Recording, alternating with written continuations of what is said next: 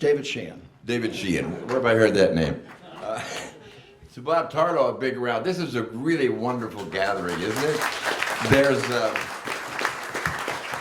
it's something weird about it. It gives, besides the camaraderie and the old friends and all that, it gives a reminder kind of sensation about, boy, we've had fun jobs, haven't we? I mean, not just fun in a silly, superficial sense, but there's enjoyment, and there's kind of a human social connection, and plus the creative life and all that. And sitting here and watching all this and talking, it reminds me, certainly, and I hope everybody else too, that we've been very fortunate to be in this business.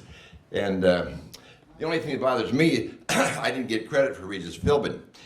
And I didn't, and I deserve it, because the truth is, and Regis didn't tell it either, and Severino was going to tell it, but then he didn't, so I have to tell it.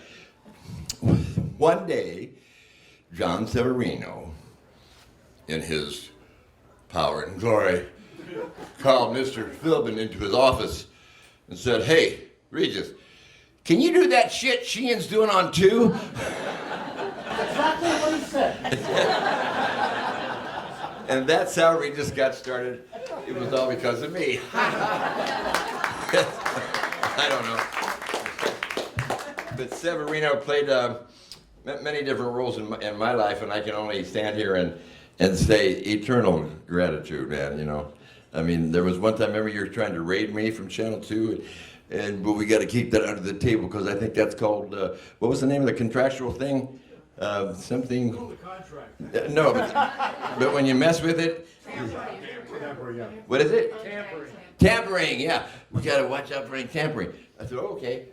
Who's going to tamper who? I tamper you, you tamper me. I said, but nothing really happened, except that my price went up. I don't know how Channel 2 found out, but I owe you that too. You know, that was really something. And speaking of owing people at Channel 7, this is really some truth too. Jerry Crowfoot, who was news director at a time in my life when I didn't know what the hell I was doing. I did 10 or 11 years on Channel 2, and then I went off with Bob Fosse to make Pippin, and I thought I was going to be a Broadway musical producer, you know. And I did a great show. Pippin is wonderful, but I got tired of it. So many drugs, sex, and rock and roll, you know, reached the level. And I wanted to get back where I felt familiar and I guess kind of comfortable and safe. The newsroom. I really wanted that. So I started saying, well, they'll probably bring me right back, right? Well, not necessarily. But I was out a couple of years making Pippin, and so I had somebody called Terry Crowfoot. What up? David Sheehan's interested in coming back on the air. And Terry Crowfoot said, Sheehan, he's yesterday. You remember? I owe you a debt of gratitude for that, because when I heard that, I said, oh, really? I'll show you. And I have lasted 42 years since then, because you forced me. Yeah, it's good. But without that, I might have said, I don't know what I'm going to do next. I'll write a book or something. But he forced me to become relevant and to not be yesterday. And all these years later, I have a lot to be thankful for. In fact, I've just finished my very first 90-minute special, which is also going to be my last. Like Severino said, what do you do now, John? He said, hey, do whatever I want, man. I wake up in the morning, do whatever I want. Oh, a retirement? And somebody said, we're like cars, you know. At some point, the tires wear out, so you want to retire.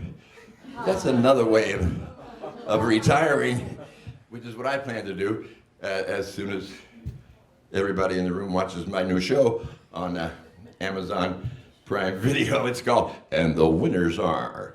So thank you very much. And thank you to Channel 7. Without them, my life would not be the same, you know what I mean?